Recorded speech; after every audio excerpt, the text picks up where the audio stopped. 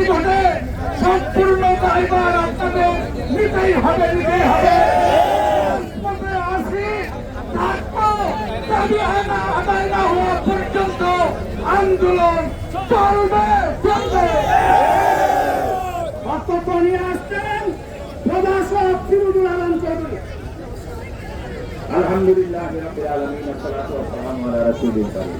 সম্মানিত তাওহীদি জনতা, উলামায়ে কেরাম, আপনারা অবশ্যই জানেন যে এই নেককারজনক ঘটনাকে সামনে রেখে আজকের এই তাওহীদি জনতাকে রাজপথে নামতে হয়েছে।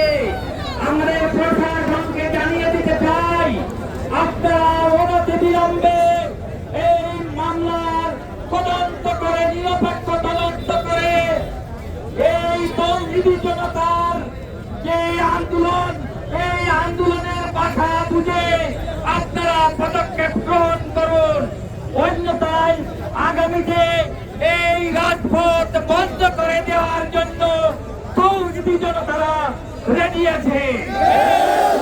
আলহামদুলিল্লাহ।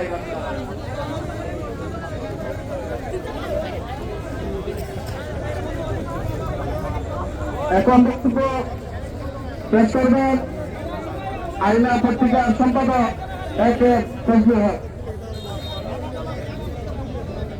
বিসমিল্লাহির রহমানির রহিম।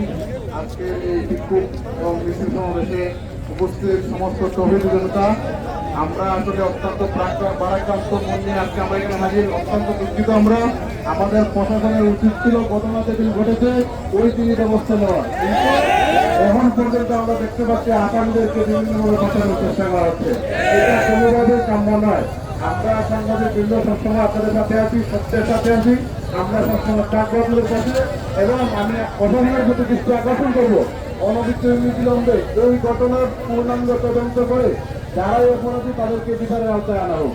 এর বিকল্প কোনো ব্যবস্থা নেই।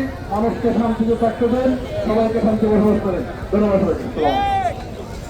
সংগ্রামী তাওহীদি জনতা, আমাদের কর্মসূচি ঘোষণা করবেন, যে কর্মসূচি ঘোষণা করবেন আপনারা সকলে স্বতঃস্ফূর্তভাবে আসবেন। বক্তব্য নিয়ে আসছেন হেফাজতুল মাদার জিলামিয়া হবিগঞ্জ বলবেন সংগ্রামী সভাপতি মাওলানা আব্দুল্লাহ আকিল করে।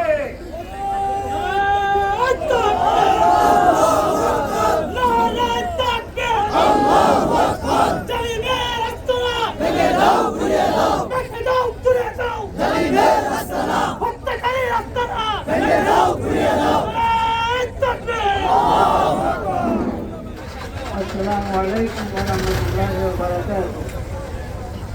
সম্মানিত দেশবাসী, ওলামায়ে কেরাম, মুরব্বিয়ান, যুবক ভাইয়েরা, ইতিমধ্যে আপনারা বক্তব্য শুনেছেন।